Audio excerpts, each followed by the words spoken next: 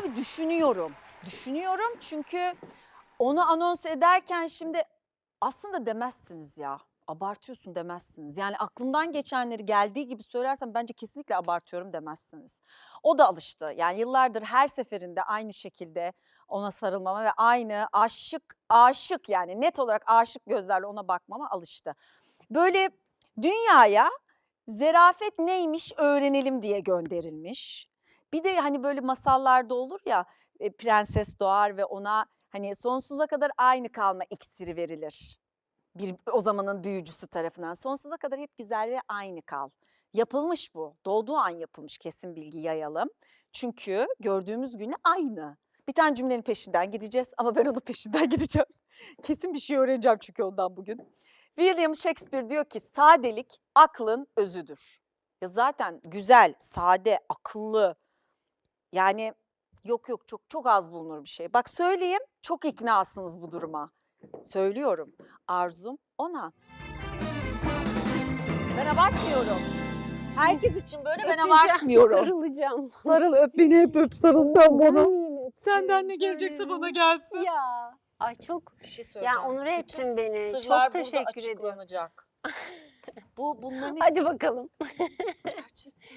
Çok teşekkür ederim. Yani Etme. çok gerçekten cümlelerin ya Etme. benim anlatıyor. Bu ben miyim falan. Hep Dedim duyuyorsun. yani Yapma ama ay Arzum. çok- Herkesin sana nasıl Çok baktığını, zarifsin. Çok teşekkür sana ne ederim. kadar aşık olduğunu ama bu gerçek, saf ve böyle sana bakınca rahatladıklarını ben görüyorum. Seninle az zaman geçirdim ama gördüğüm anlarda buna şahit oluyorum ya. Sen buna çok doymuş Değil mi? olmalısın, değil mi? Yani duymak her daim çok güzel bir şey tabii. Yani nasıl anlatayım böyle ya evet demek ki bu hayatta yani doğru şeyler yapıyorum. İnsanların kalbine dokunabiliyorum.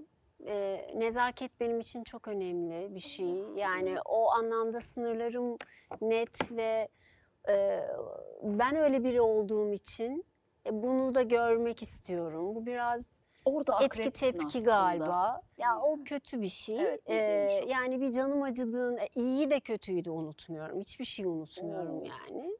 Ağır değil mi ya? Evet yük, saçma yani Ben mesela ama unutuyorum öyle. çok. İşte unutmuyorum ve canım acıdığı zaman canımı acıtan kişiye de bu yıllar da geçse o bir şekilde kulbunu bulup hani onu hatırlatarak değil de böyle sarkastik bir anlamasını kinaye yani bir şey. Evet bak, sınırın nezaketteki net tavrın da biraz akrep, doğru söylüyorsun.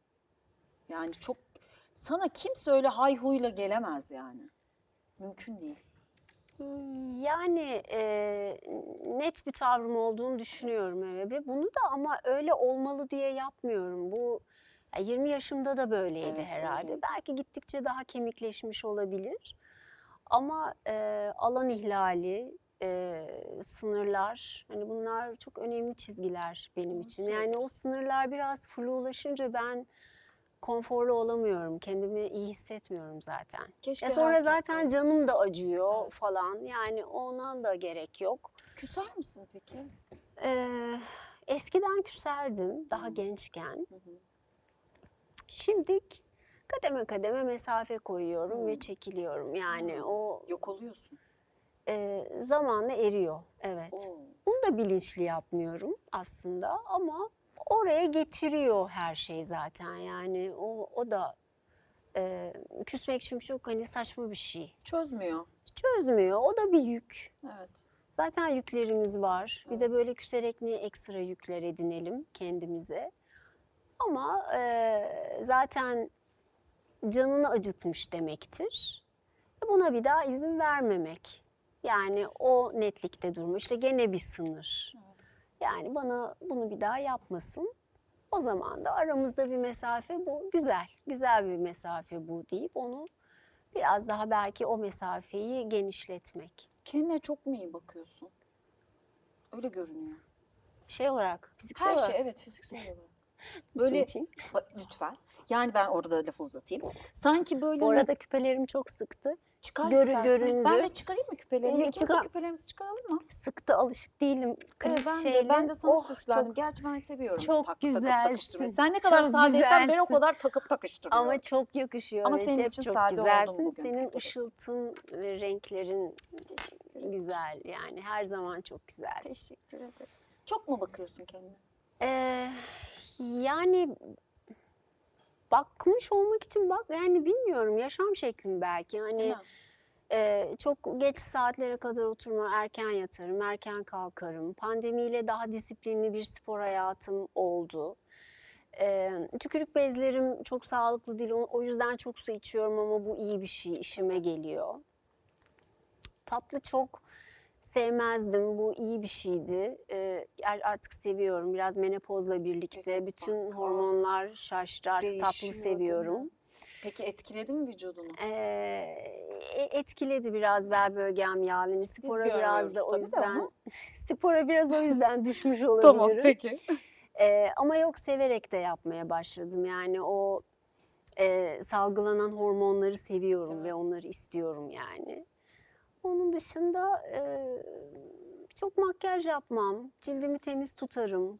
Hani ne bileyim, sigara öyle İçmeden, içmiyorum. evet. Zaten Çok sağlığa zararlı. şey. Sağlıklı bir hayat yaşıyorsun. Evet.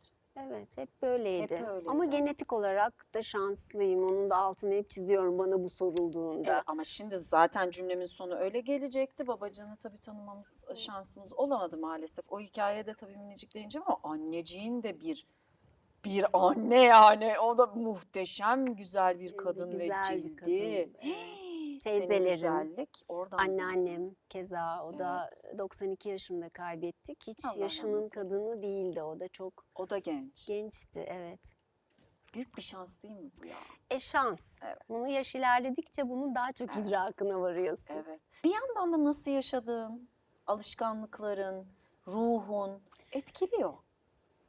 En önemlisi ruhun galiba, Evet, Ceyda. evet. Yani o gözler biraz ışıltılı bakınca zaten o senin sesine, tenine, rengine, tarzına, oturuşuna, kalkışına, güzellik dediğimiz bunlardan bağımsız düşünülecek bir şey değil zaten Evet. yani. O yüzden şey değil yani, ruhun dediğin gibi en önemli şey o bence. Ben de öyle düşünüyorum. Konuşacak çok şey var ve bence şahane bir heykeltıraşsın.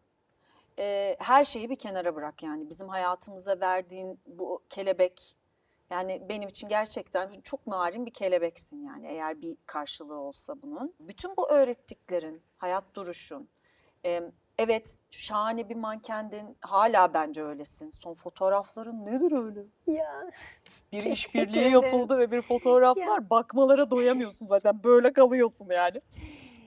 Canım benim. Bayıldım hepsine. Ama onun dışında tüm bu anlattıklarımın işte heykele yansıdığı yerde senin yarattığın heykeller. Çok acayip şeyler yapıyorsun. Ya heykel yolculuğu tabii, keşke şu anda heykelle ilgili cümlelerimi şu anda bir atölyem, hani çok yoğun heykel yapıyor olduğum bir dönem burada yeniden seninle heykel konuşuyor olabilseydik. sevinirim. Yani pandemiden itibaren çok verimli bir süre olmadı benim için Olsun. heykele dair. Ama herhalde biriktiriyorumdur içeride Bence bir de, yerlerde çünkü önceden çok diye yoğundun. Çıkmıyordun umuyorum. atölyeden, Evet. hatırlıyorum. O içimden gelen duygularla bazen bireysel, bazen toplumsal temalara değindiğim ama özünde beni çok etkileyen, elimden geldiğince onları 3 boyutta ifade edebilmek çok müthiş bir özgürlük. İşte bakmakla görmek arasındaki farkı Hissetmek. anlamak, öğrenmek, olaylara bakış açıma da sirayet eden de bir yolculuğa sokuyor seni. İyi ki var heykel, ya iyi ki tanıştım. Çocukluktan beri vardı değil mi? Çocukluktan beri yani şöyle, görsel sanatlara hep bir düşkünlüğüm vardı gençliğimden beri falan. Hani bir heykelde çok yakın bir arkadaşımın gittiği, işte İrfan Korkmazlar rahmetli, onun atölyesine gidiyordu. Bir gün ben de onunla gittim ve o gün milat gibi oldu yani. Aşk, vuruldun. Evet yani ondan öncesi zaten belki doğru zamanı bekliyordu. Yani o kadar sevip meraklı olup niye 30'larımda oldu? İşte öncesi zaten çok yoğun bir iş hayatımız Evet, vardı. Zaten Can doğdu, bebekti, küçüktü. Her şey bir doğru zamanı Tabii, bekliyor ya hayatımızda. Ama o zaman bu zaman işte şimdi pandemiden beri biraz mesafeli. Gene ufak tefek bazı atölyelerde yaptığım şeyler var ama daha çok emek vermek istiyorum. Daha Verirsin ya. Sosyal medyayı ama çok oranlı kullanıyorsun yani. Çok güzel Ya, bir yerde kullanıyorsun. Ceyda aslında sosyal medyayı ben kullanamıyorum. Aa, Yani şöyle biraz daha aktif olmak istiyorum bir olmalısın tarafıyla. da biliyor musun? Ama şimdi öyle bir gündeme uyanıyoruz ki Evet, anladım. ve işte ekonomik Koşullar. koşullar, yanan mutfaklar yani şimdi ya da başkaca bir sürü şeyleri burada bayağı sıralarız ve Tabii çok ki. maddemiz var. Program yetmez. Dolayısıyla ben güne böyle başlayınca ve zaten hep bir şekilde bunlarla hemhal olunca ne koyacağım ben oraya? Yani neyi koyabilirim? Yemek yaparken mi, sporda, gittiğim sinemada arkadaşlarımla kendimi selfie, zaten selfie ne? Yani beceremiyorum. Ruhum orada olamıyor. Bazen 3 gün boyunca girmediğim oluyor. Yabancılaşıyorum her şeyden, gündemin içine düştüğüm zaman. Ama hayatta devam ediyor bir tarafıyla. Biraz bunu dengeye oturtmam lazım. Bunun farkındayım. Ben de son birkaç gündür bunun üzerine düşünüyorum gerçekten. Hem bir şey paylaşasım yok ama bir yandan da hani umut var. Tamam, zorluklar vardı dünyanın hani her döneminde bunlar Tabii. oldu, daha beterleri oldu. Hep hani güneş açtı. Onu hatırlatan bir yerde de durmaya çalışıyorum ama dediğin gibi biraz zor oluyor. Yine de mesela ben senin bir paylaşımını gördüğümde içimde hissettiğim o sıcaklık falan bunu düşündüğümde evet bir şey bulup paylaşmak lazımmış diye değil ya da koymak Evet, için değil ama değil, sen değil. zaten öyle bir mizaca sahip değilsin. Değil, evet. Bulursun yani bize iyi gelecek bir şeyi. Oraya ben de şahsım adına da zorlamaya karar verdim yani bu konuda. Evet. İhtiyacımız var birbirimize böyle bir Evet, dokunmaya. ihtiyacımız da var bir taraftan. Çok Evet. haklısın. Ne yapıyorsun bütün gün? Erken kalkıyorsun, onu biliyorum. Erken kalkıyorum. Hiç geç kalkmıyor musun? Hiç mi? Hiç mi yok? Geç kalktığım zamanlar oldu. Canı Ha. böyle okula gönderip sonra yeniden Ha. uyuyup 2 saat sonra güne başladığım güzel. zamanlar oldu. Uykuyu çok seviyorum Ben de çok aslında. seviyorum. Gençken daha çok seviyordum. Sabah uykularını daha çok seviyordum. Şimdi ister istemez uyanıyorum. Yani en geç 8'de uyanıyorum. Güzel. Ama zaten erken de yatıyorum. Bir şekilde yetiyor uyku. Ki çok kaliteli uyuyamıyorum aslında. Aa, Yani çok sağdan sola dönerken uyanıyorum falan. Çok deliksiz bir uyku şeyim yok. Ama bir şekilde yetiyor. İşte pandemiyle birlikte spor hayatıma daha disiplinli girdi. yani salonda bir spor mu, pilates mi? Daha çok yürürken görüyorum seni. Pilates, Ha. işte yürüyüş, Tamam. işte fonksiyonel spor yapmaya başladım. Şimdi biraz menopozla birlikte tabii Tabii. ki kas yoğunluğunu da arttırmak için biraz ağırlık çalışıyorum. İşte yüzmeye çalışıyorum. Böyle haftanın hemen hemen 5 günü Sen bir yüzmeyi çok şeyler seversin. yapıyorum. Evet, seviyorum. Evet. Yani suda olmayı seviyorum yani. seviyorsun. Evet. Peki hep mi sakinsin? En merak ettiğim şey seninle ilgili bu galiba.